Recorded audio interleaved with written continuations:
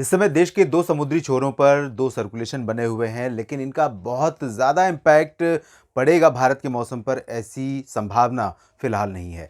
हालांकि जो सिस्टम बंगाल की खाड़ी में है वो थोड़ा सा प्रभावशाली होगा, लेकिन बहुत ज़्यादा इंटेंस वेदर सिस्टम नहीं बनेगा। लेकिन इसके बावजूद ये भारत के कुछ हिस्सों पर बादल दे सकता है, और ये बादल थोड़े से हाई हो सकते हैं या मीडियम हो सकते हैं। लो क्लाउड होने के चांसेस बहुत कम है, लेकिन ये चीज़ें हमें आगे देखने को मिलेंगी 48 घंटों के बाद या 72 घंटों के बाद। फिलहाल इसका ज़्यादा इम्पैक्ट अभी हमें 28 नवंबर को या 29 नवंबर को देखने को नहीं मिलेगा। लेकिन उत्तर भारत की तरफ एक के बाद एक जो उत्तर भारत के पास से होकर WD गुजर रहे हैं, उनके प्रभाव से गिलगित बाल्टिस्तान और मुजफ्फराबाद से लद्दाख के बीच में, साथ ही जम्मू कश्मीर से उत्तराखंड के उत्तरी इलाकों के बीच में कुछ बादल नजर आ रहे हैं, लेकिन इन बादलों से बारिश की उम्मीदें बिल्कुल भी नहीं है। हालांकि 28 नवंबर की रात से और 30 नवंबर के बीच में, 29 और 30 नवंबर को बेसिकली उत्तर भारत के मैदानी इलाकों में इंक्लूडिंग दिल्ली, पंजाब, हरियाणा, राजस्थान और उत्तर प्रदेश का ये हिस्सा, इन भागों पर थोड़ा सा मॉइस्चर बढ़ेगा, हवाओं में मॉइस्चर ऐड होगा, और इस वजह से थोड़ी सी धुंध दिखाई दे सकती है 29 और 30 नवंबर की सुबह के समय। और इसकी वजह से जो मिनिमम टेम्परेचर में गिरावट का सिलसिला बना हुआ है उसमें थोड़ी सी ब्रेक लग सकती है। लेकिन उस मॉइस्चर से क्लाउड कह सकते हैं कि कंडेंसेशन नहीं होगा, क्लाउड फॉर्मेशन नहीं होगा, तो बारिश होने की संभावनाएं भी बहुत रेयर रहेंगी। लेकिन जैसा मौसम आप पिछले कुछ दिनों से लगातार देख रहे हैं उत्तर भारत के मैदानी इलाकों में, उससे बदला हुआ एटमॉस्फेयर, उससे बदला हुआ मौसम आपको नजर आएगा।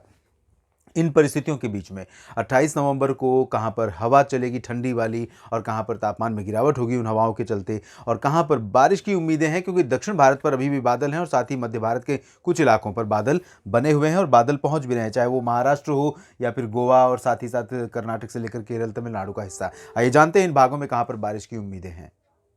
शुरुआत दक्षिण भारत के क्षेत्रों से ही करते हैं जहां पर बारिश की संभावना है, और खासतौर पर तमिलनाडु और केरल के कुछ इलाकों में मध्यम से भारी वर्षा होने के आसार यहां पर दिखाई दे रहे हैं। पहले से जिस तरह की बारिश आप देख रहे थे उससे थोड़ा सा इंक्रीज हो रही है, और यहां पर तमिलनाडु में तिरुचिरापल्ली, मदुरई और कन्याकुमारी से लेकर सेलम, मदुरई, कोयम्बटूर, इन सभी भागों में कई जगहों पर मध्यम से भारी वर्षा हो सकती है। पंबन में भी बारिश की संभावनाएं रहेंगी, पुदुचेरी में भी वर्षा होने के संकेत हैं, लेकिन चेन्नई और आसपास के इलाकों में वेल्लोर समेत रामनाथपुरम और एडजॉइनिंग प्लेसेस पर बारिश की उम्मीदें बहुत कम हैं।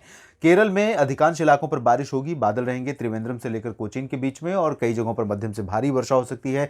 कर्नाटक में यहाँ पर मैसूरू, हसन और मंगलुरु के बीच में कुछ स्थानों पर अच्छी बारिश हो सकती है, जबकि बेंगलुरु और चित्रदुर्गा, बेल्लारी से लेकर गडग और गुलबर्गा, रायचूर के बीच में ज़्यादा चांसेस बारिश के नहीं है। कोस्टल पार्ट्स में कर्नाटक में ज़्यादा चांसेस रहेंगे, और साउथ इंटीरियर कर्नाटक के पश्चिमी भागों में चांसेस रहेंगे बारिश के। बाकी अनंतपुर आंध्र प्रदेश में और आंध्र प्रदेश के तटीय इलाकों में, तेलंगाना और उत्तरी आंतरिक कर्नाटक के इन भागों में फिलहाल ड्राई और क्लियर वेदर रहेगा।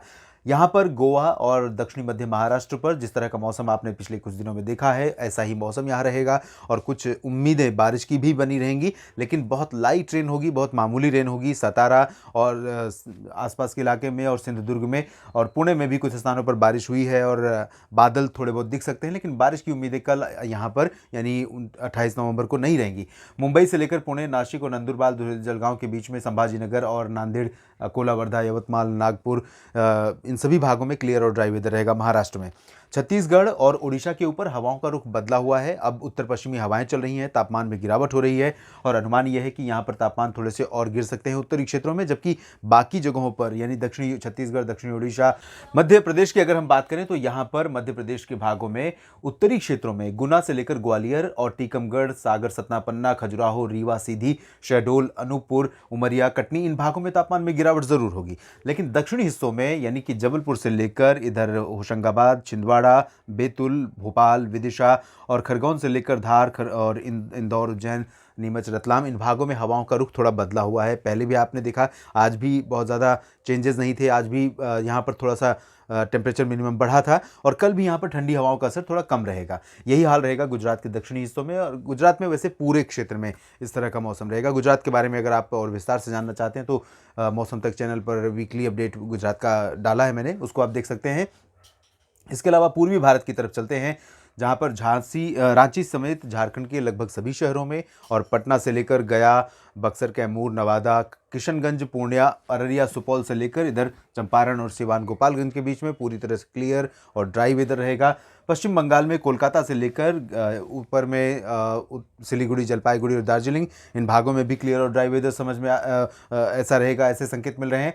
और पूर्वोत्तर भारत के क्षेत्रों में भी क्लियर और ड्राई वेदर की संभावना है।